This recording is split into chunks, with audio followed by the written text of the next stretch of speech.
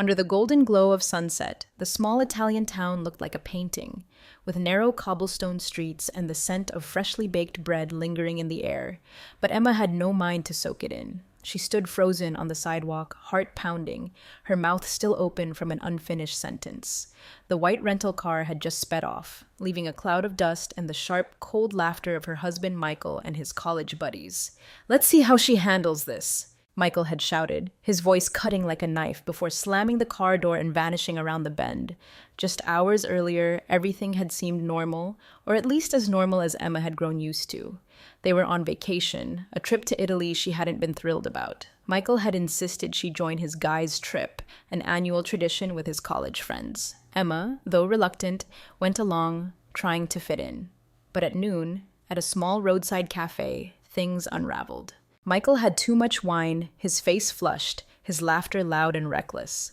Emma, worried about him driving on the winding roads, gently suggested he slow down. "Ease up on the drinks, Michael. These roads are dangerous." She just wanted to keep everyone safe. But Michael's friends, especially Pete, who always looked at her with a smirk, pounced. "You're always nagging him, Emma. Lighten up." Pete laughed, ordering another round of wine. The others joined in, turning her concern into a joke. Michael, instead of defending her, leaned into his friends, his eyes glinting with arrogance. When Emma stepped outside to clear her head, Michael followed, not to make peace. "You always think you're smarter than me, don't you?" he yelled, his words sharp as blades. 8 years of marital grievances poured out, from petty complaints about how she organized the house to her daring to remind him of his responsibilities. "You've got your passport in your purse, right? Figure it out, smart girl." He threw the final jab, jumped into the car with his buddies, and drove off. Emma stood alone on the unfamiliar street, watching the car's taillights fade. Their laughter echoed in her mind like a cruel melody. "They'll come back," she told herself, fighting panic. "It's just a prank to scare me." But as time passed, the sun set and the town slipped into darkness. No one returned. Curious glances from diners at outdoor restaurants made her feel like an outsider. She checked her purse. 70 euros, her passport, and a phone with a dying battery. No credit cards. Michael had kept them, saying he'd handle things for convenience. Now she saw it for what it was. Control, not care. Emma walked, her travel sandals rubbing her heels raw. She found a cheap inn, a tiny room above a bakery with a narrow bed and the faint smell of flour.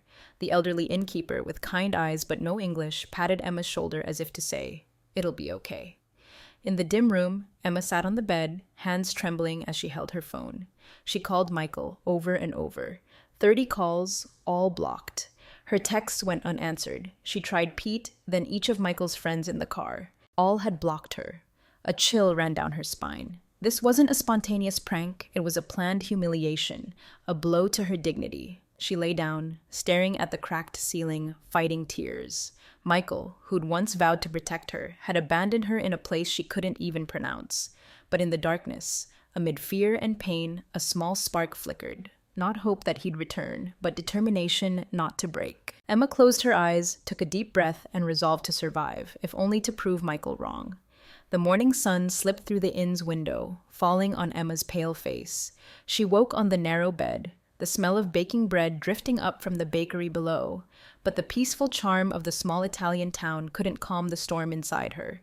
Last night, she'd waited, hoping Michael and his friends would return, laughing and calling it a joke. But her phone stayed silent. No texts, no calls. The 70 euros in her purse and her passport were all she had.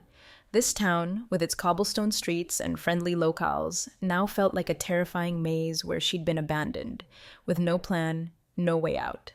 Emma forced herself to get up, her legs heavy as lead. She splashed water on her face in the tiny sink, looking in the mirror at a stranger, dark circles under her eyes, hair a mess, but a faint glimmer of resilience in her gaze. "I have to do something," she whispered to herself. She counted her money again, 70 euros, not enough for a flight back to the US. Barely enough for another night at the inn if she wasn't careful. Michael had the credit cards, his wallet holding the financial security she'd relied on. The bitter truth hit her. She'd never truly been in control of her own life. She left the inn, determined to find Michael. Maybe he and his friends were nearby, laughing in some bar, expecting her to call in desperation. Emma walked the town, her sandals chafing her heels until they bled. She stopped at every hotel, every restaurant, describing Michael with the clumsy Italian she'd picked up from a travel app. Tall man, brown hair, blue shirt. But everywhere she got only head shakes and pitying looks. One hotel clerk with broken English said Michael's group had checked out that morning, heading to Florence, continuing their trip as if she'd never existed. The afternoon turned heavy, the August heat making sweat trickle down Emma's back. She sank onto a bench in the town square, her stomach growling with hunger. 70 euros wouldn't last long. She bought a small panini, taking slow bites to make it last. As the sunset painted the town gold again, the harsh truth hit her. Michael wasn't coming back. He and his friends had left her, carrying on with their fun, abandoning her to loneliness and fear. But instead of letting despair swallow her, a small fire sparked in her chest. "If he thinks I'll crumble, he's wrong," she muttered. On the third day, Emma woke with new resolve. She needed help, but she couldn't rely on luck alone. A cafe owner, an old man with a kind smile, noticed her lingering near his shop since yesterday. He handed her a free espresso, pointing to the cup and saying in broken English, "Free. You okay?" Emma nodded, fighting tears. Through halting conversation, he directed her to the local police station, sketching a rough map on a napkin. "Police, help," he said, patting her shoulder. At the station, an officer listened to Emma's story through his limited English. She explained being abandoned by her husband, having no money or way to contact anyone. He took a report, but his eyes suggested this wasn't his first time hearing such a tale. "Tourists sometimes trouble," he said with a shrug. With her near non-existent Italian, Emma couldn't clarify further. She left with a report and a sympathetic nod, but no real solution. Back in the square she sat, feeling the world closing in around her. Then she saw it. A small pawn shop, its window displaying old jewelry and trinkets. In her purse, her wedding ring gleamed, a diamond Michael had given her for their 5th anniversary, replacing the simple silver band from their wedding day. She'd once loved that ring, thinking it symbolized love and commitment. Now, it was just a lifeless object, a reminder of Michael's control.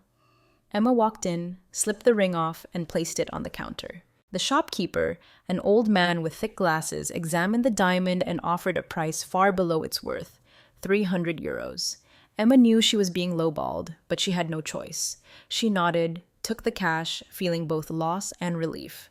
With 300 euros, Emma headed to the bus station, where a digital board listed destinations she'd only seen in travel books: Rome, Naples, and names more unfamiliar. Calling home to the US to her family was the easy option. Her dad would wire money, her mom would welcome her back, but that meant facing "I told you so" about Michael's temper or pitying looks from friends in Boston.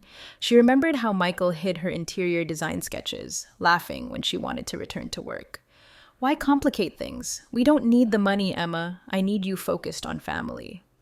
Those words had made her shrink, abandoning her dreams to be the perfect wife in his eyes. At the ticket counter, she faced the clerk, a kind-eyed older woman waiting for her decision. "What's the farthest I can go?" Emma asked, her voice shaky. The woman smiled, tapping her computer. "A coastal village in Greece, 15 hours by bus and ferry. Okay?" Emma took a deep breath, feeling like she stood at a crossroads. She nodded, bought the ticket, and boarded the bus. As it pulled away from the small Italian town, Emma stared out the window, seeing her reflection in the glass. She didn't know what lay ahead, but one thing was certain: she wouldn't let Michael define her for another second. The Greek sky blazed like a painting, the Aegean Sea sparkling under the morning sun. But Emma was too exhausted to take it in. After 15 hours on buses and ferries, she stepped into a small village where whitewashed houses clung to hillsides, nestled among lush olive groves. Her travel sandals were torn, her heels blistered, and her purse held only a few euros. Her phone had died long ago, and hunger made her steps unsteady. She trudged along a dirt path, the scent of sea salt and olive leaves mingling, but her body screamed for rest. Her mind was foggy, torn between fear and a strange, unnamed feeling, almost like freedom, though she wasn't ready to call it that. Passing olive groves, the harsh sunlight made sweat bead on her forehead. Her legs trembled, her vision blurred, and then, as if her body gave up, she collapsed by the roadside. Pebbles scraped her skin, but she barely felt it. Everything spun, darkness closing in. "Am I going to die here?" she thought, the idea faint like a dream. But a voice cut through the haze. "Kyrie, Kyrie!" A rough, sun-weathered hand gently shook her. Emma opened her eyes to an elderly woman with a weathered face but kind eyes. The woman spoke rapidly in Greek, sounding worried, and pressed a water bottle to Emma's lips. The cool liquid slid down her throat, pulling her back to reality. The woman introduced herself as Maria, tapping her chest and repeating her name. Emma weakly pointed to herself. Emma. Maria, small but strong, helped her up and guided her along a winding path to a stone house shaded by olive trees. The wooden door opened to a simple kitchen, fragrant with herbs and steaming soup. An older man with a silver mustache and sun-darkened skin entered, wiping his hands on a worn cloth. Maria introduced him. Kostas. Her husband nodded at Emma, his gaze cautious but not unkind. They spoke no English, and Emma knew no Greek, but Maria motioned her to sit, setting a bowl of steaming lentil soup before her, its aroma rich and comforting. Hunger made her stomach rumble, and as she bit into bread dipped in the soup, Maria smiled, as if the sound was the sincerest thank you. That evening, Maria led Emma to a small room with whitewashed walls and a bed draped in a handmade quilt. Emma collapsed onto it, exhausted. For the first time in 3 days, she slept deeply, undisturbed by the fear that Michael wouldn't return. The next morning, sunlight slipped through the window, mingling with the sound of roosters and the smell of freshly baked bread. Maria stood at the door, holding a set of clean but worn clothes, a simple cotton dress and a thin sweater. They hung loosely on Emma, but the soft, sun-scented fabric felt like a warm embrace. In the kitchen, Maria had prepared breakfast: bread, olive oil, honey, and a strong cup of coffee. Emma sat, trying to hide her awkwardness. These strangers had fed her, given her a bed, and asked for nothing in return. Using a translation app on her phone, now charged with Costas's old charger, Emma tried to share her story. She spoke of Michael, being abandoned in Italy, having no money or place to go. Maria listened, nodding, though she likely didn't catch every word. Kostas sat across, silent but attentive, occasionally asking something in Greek that Maria clarified with gestures. They didn't press her to leave, even as rain began to fall and her blistered feet still hadn't healed. Emma tried to leave a few times, feeling she couldn't keep taking advantage of their kindness. But each time, Maria grabbed her hand, her eyes sad, as if Emma filled a void in her heart. Once, Maria pointed to a photo on a wooden shelf, a young woman with a smile like hers. Eleni, Maria said, then gestured far away. Canada. Emma understood. Their daughter had left the village, and she, a stranger, was becoming an emotional anchor for Maria. Emma started settling into farm life. Maria taught her how to collect eggs, showing her how to stroke the chickens gently so they wouldn't panic. Emma burst out laughing when a hen pecked her hand, and Maria laughed too, patting her shoulder in approval. Kostas took her to the vegetable garden, patiently teaching her to distinguish weeds from crops. The first time, Emma yanked out an oregano plant by mistake, and Kostas just shook his head, smiled, and replanted it. The work was grueling, a far cry from her life in Boston, where she spent days scheduling Michael's life or hosting perfect dinner parties for his colleagues. She'd once been a talented interior designer, but had shelved her dreams to be the ideal wife in his eyes. Now, among olive groves, with dirt under her nails and sweat on her brow, she felt a new strength. Each egg she collected, each plant she correctly pulled, was a small step toward proving she wasn't the useless person Michael had made her believe. Each evening, Emma sat on the porch, listening to crickets and gazing at the stars twinkling in the Greek sky. Maria knitted beside her, Kostas puffed strewed nearby, and though they didn't fully understand each other, they shared a quiet comfort. The pain of abandonment still lingered, but here, among kind strangers and a simple life, Emma was beginning to feel alive again. Michael had wanted her to despair, but instead, he'd unwittingly opened a door for her to rediscover herself. The gentle Greek sunlight filtered through olive branches, casting dappled shadows on the dirt path leading to the farm. Emma sat on Maria and Kostas's porch, cradling a cup of strong coffee, the scent of olive oil and honey rising from freshly baked bread. 2 weeks had passed since she collapsed among the olive groves, 2 weeks since she became an unexpected part of the elderly couple's life. The sting of Michael's betrayal still simmered, but with each day it faded, making room for a new feeling: strength. She was no longer the perfect wife, orchestrating her life around Michael's whims in Boston. She was Emma, learning to stand on her own in a remote Greek village. One evening, as the moon hung low in the sky, Maria sat beside Emma on the porch, her hands deftly knitting. She looked up, her eyes kind but serious, and asked in halting English, "You want go home?" The word home pierced Emma's heart.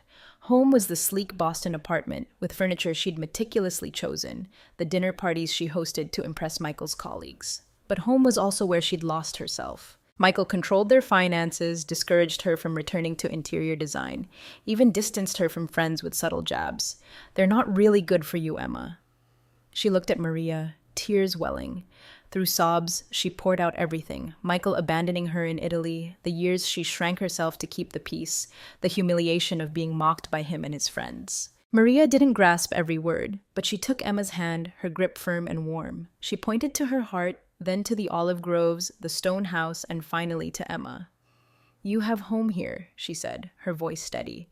Those words were an anchor, grounding Emma. She gazed at the olive trees shimmering under the moonlight, and for the first time she felt she wasn't just escaping, she was starting over. "I'll stay," Emma said, her voice shaky but firm. "I want to learn." Maria's smile was as radiant as the sun rising over the Aegean. The next morning, Emma's new life truly began. Costas led her to the olive groves, where centuries-old trees stood proud. He showed her how to harvest, gently plucking each olive to avoid harming the branches. At first, Emma was clumsy, dropping branches and leaves, but Costas just shook his head, smiled, and guided her again. Her hands quickly blistered, new calluses forming on skin once accustomed to keyboards and phones. Under the scorching sun, her shoulders ached, but each olive that fell onto the tarp was a small victory. "Boston lady hands," Maria teased at lunch, inspecting Emma's palms, then brought out a homemade salve, fragrant with herbs and beeswax.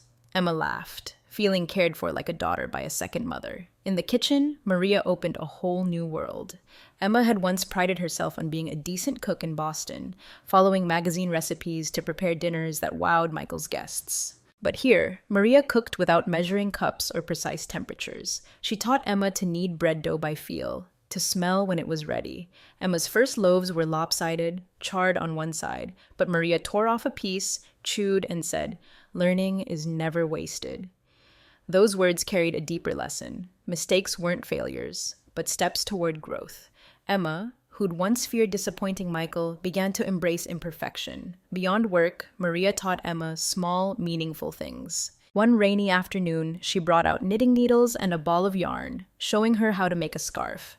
Emma's clumsy hands dropped stitches, creating uneven rows. But when the scarf was done, ugly, lumpy, but hers, she draped it around her neck, prouder than she'd ever been of the cashmere sweaters Michael had bought her. She also learned to make a clay mug under Costas's guidance, though it wobbled like it might tip over. Each handmade item, imperfect as it was, told a story of patience and connection. Emma's body changed too. Her expensive travel clothes hung loose as she lost weight, replaced by lean muscle from farm work. Her skin, once pampered with high-end cosmetics, now glowed from homemade olive oil soap and the Greek sun. One day, she caught her reflection in a mirror, hair tied back, skin tanned, eyes brighter than ever. The woman staring back wasn't the Emma of Boston, always anxious about looking perfect. She was stronger, more real. Each evening, sitting with Maria and Costas, Emma felt a peace she'd never known in her sleek Boston apartment. The chirping crickets, the smell of Costas's pipe smoke, and the click of Maria's knitting needles formed a soothing lullaby. The pain Michael caused lingered, but it no longer defined her world. Instead, she found joy in simple things: a full basket of eggs, a weed-free row of vegetables, a smile from Maria. Michael had meant to teach her a lesson in dependence, but instead he'd given her a chance to learn how to truly live for the first time. The Greek sun hung high, its golden light spilling over the olive groves where Emma stood tall, holding a basket of freshly picked olives. 3 months had passed since she arrived in the small Aegean coastal village. 3 months since Maria and Costas opened their stone house to her, a lost stranger. The blisters on her hands had turned to calluses, her once sore shoulders now strong. But it wasn't just her body that had changed. Inside, Emma was becoming a new woman, no longer the wife living in Michael's shadow, but someone who knew she could stand firm, even if the world fell apart. Each day on the farm was a lesson. Emma now mastered olive harvesting, plucking fruit gently to preserve the branches. Under Maria's guidance, she learned to sort olives, perfect ones for premium oil, slightly flawed ones for soap. In the kitchen, she kneaded bread without measuring, baking round, fragrant loaves that earned Costas's approving nod. Her knitting improved, producing scarves with fewer mistakes, and she even wove a handbasket with a neighbor's help. Each creation, each skill mastered, was a piece of her new self. The real turning point came one morning when Maria and Costas took Emma to the small workshop behind their house, where they pressed and bottled olive oil. Glass bottles gleamed in the light, filled with the sweat and love of a season's labor.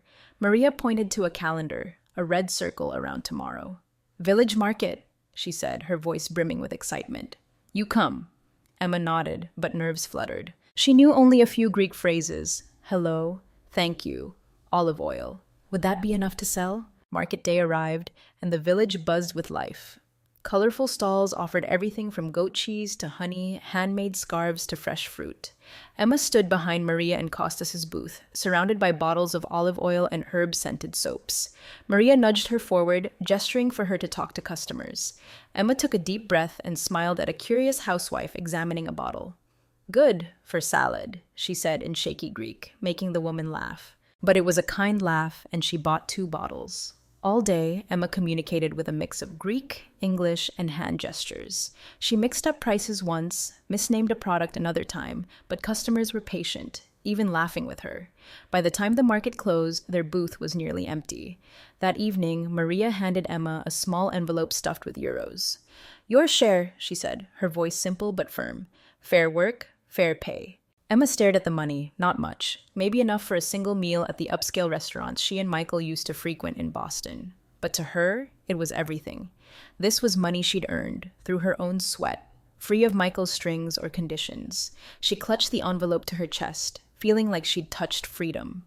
From that day, Emma began leaving her mark. She noticed Maria and Costas's olive oil bottles had plain, handwritten labels. Drawing on her interior design background, she created new labels, adding notes about flavor, light for salads, bold for grilling, and a line about the family's tradition. She designed a small flyer, printed at the village's only shop, telling the story of their centuries-old olive trees. Tourists loved it, asking more questions, and sales climbed. Emma also suggested displaying olive oil soaps at the booth's corner, wrapped in earthy paper to catch the eye. Maria looked at her, eyes sparkling. Smart girl, Boston lady brain.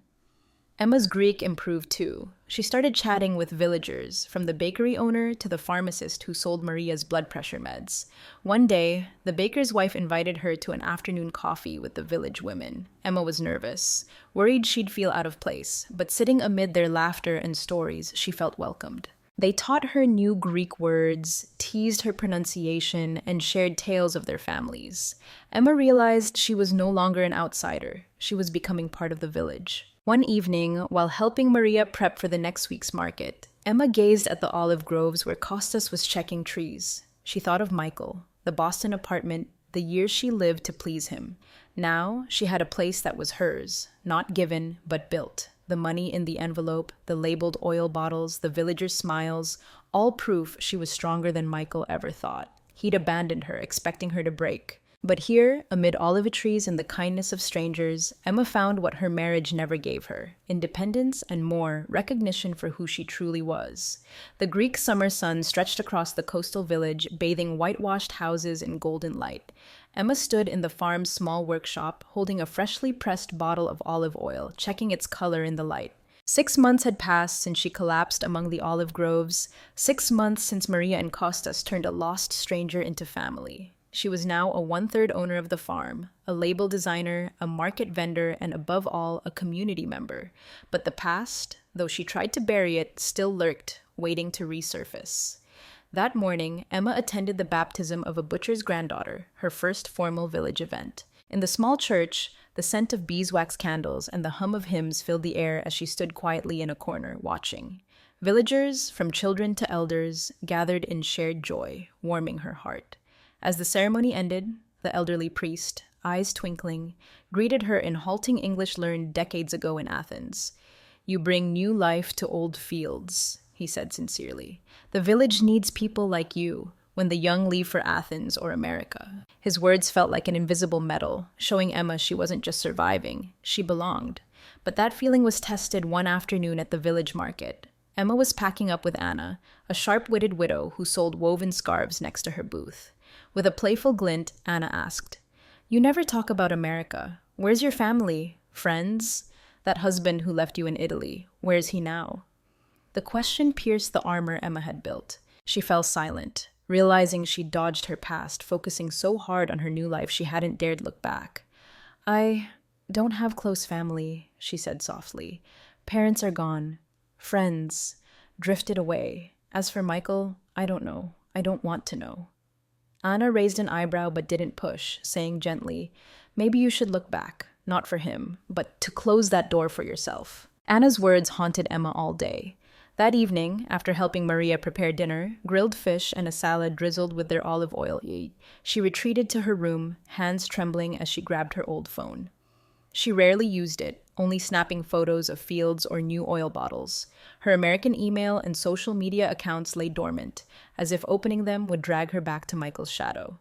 But Anna was right. She needed to face it. She plugged in the charger, connected to the farm's shaky Wi-Fi, and opened her email. Hundreds of unread messages flooded in, from early check-ins by friends to worried notes. Emma, where are you? People are worried. A chain from Sarah, her old design mentor, caught her eye. Subject, job opportunity. Sarah offered her remote consulting work for a sustainable materials firm, and the latest email, sent 2 weeks ago, said the position was still open if she wanted it. Emma's heart raced. A door from her past, one she'd loved, was cracking open.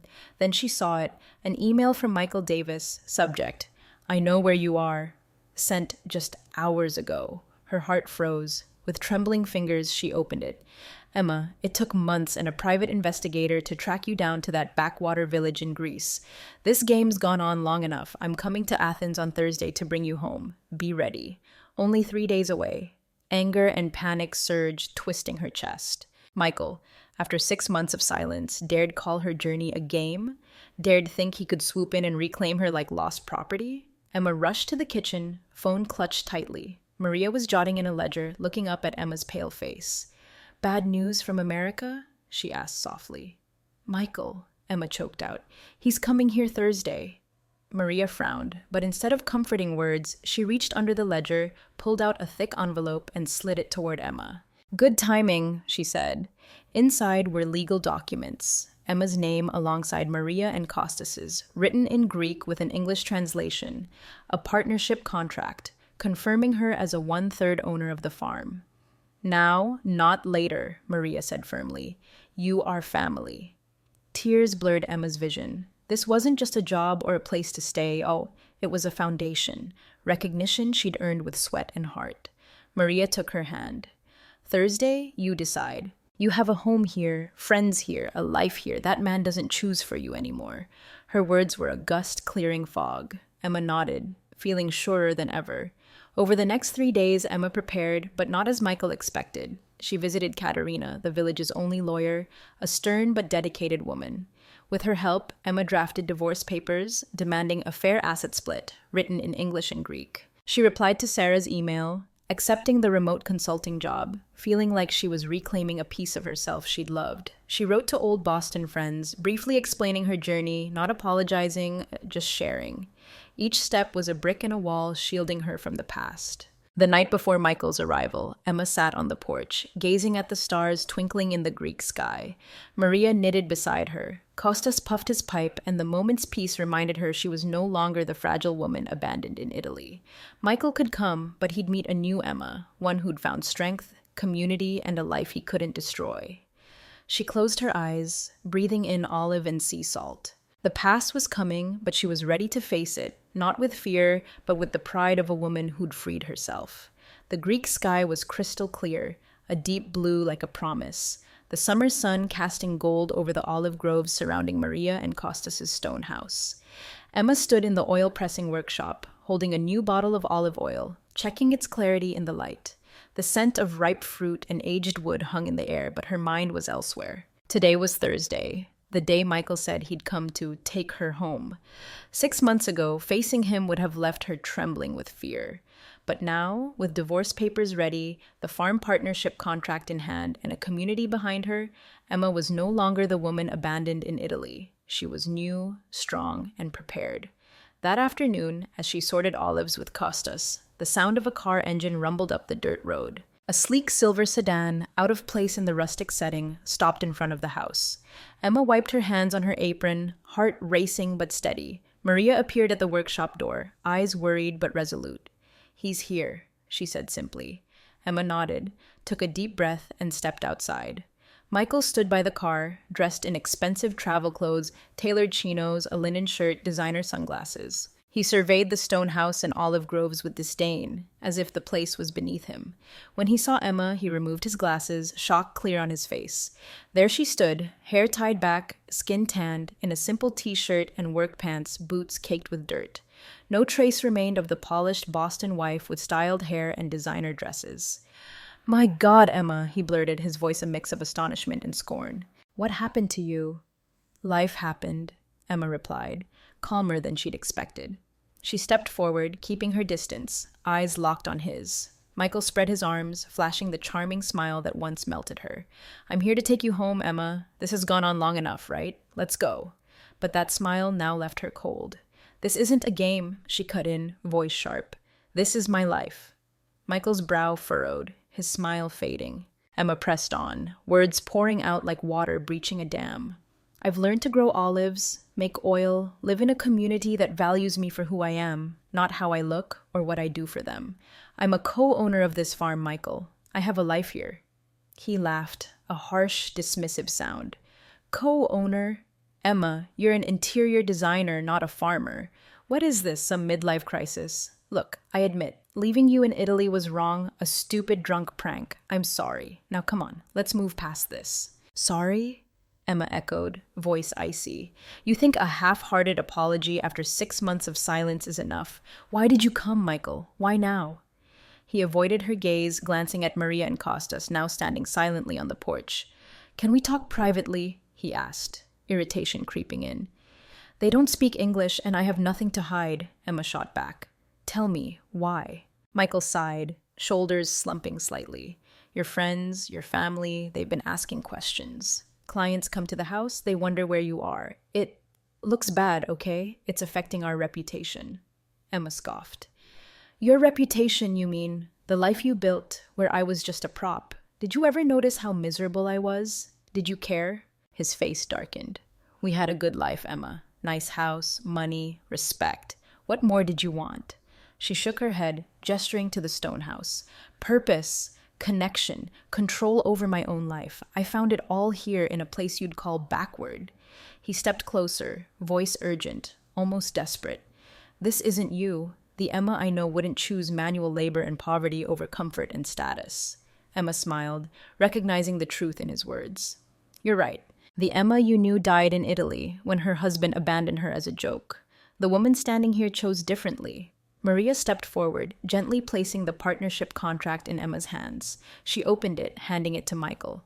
"I have legal responsibilities here. A job, a community, people who need me for what I contribute, not for whose wife I am." Michael scanned the papers, his face flushing with anger. "What is this? You think you can throw everything away for this?" Emma pulled another envelope from her pocket, the divorce papers, prepared by Katerina. "This isn't a game. This is a divorce I've filed with terms for a fair asset split. You left me, Michael, laughing as you drove away. You thought I'd crumble, but I found my own path." She placed the envelope in his hand, his fingers stiff, clutching it like he feared it would vanish. "You'll regret this," he growled, but the threat rang hollow. "When this novelty wears off, when you're old and still stooped over picking olives, you'll miss what you gave up." Emma shrugged. "Maybe, but I'd rather regret my own choices than live with regret for letting someone else choose for me." Costa stepped up, placing a calloused hand on her shoulder, saying something in Greek, his voice low but firm. Michael frowned. "What did he say?" "He said the road to Athens is dangerous after sunset," Emma replied. "You should leave now, to reach the city before dark." Michael stared at her, then at Maria and Costas, realizing this wasn't a negotiation or a rescue. It was a goodbye. Without another word, he turned to the car, the divorce papers gripped tightly. As the sedan disappeared in a cloud of dust, Maria took Emma's hand and the three of them walked back inside. Dinner awaited. Grilled fish, salad, and their homemade olive oil. Evening tasks loomed, checking oil samples, prepping for tomorrow's market.